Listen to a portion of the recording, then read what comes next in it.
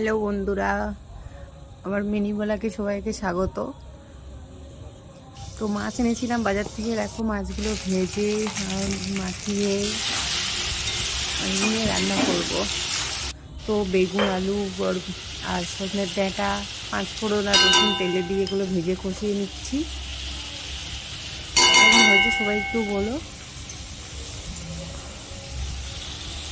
তো হলুদটা দিয়ে দিয়েছি, লবণ দেওয়া ছিল, লবণ দিয়ে একটু কষিয়ে তারপরে হলুদ দিয়েছি একটু পরে।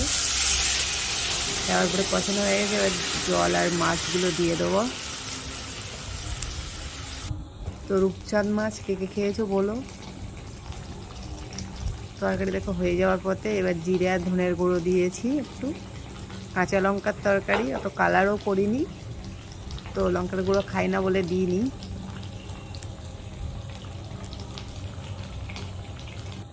দেখো কেমন হয়েছে বলো।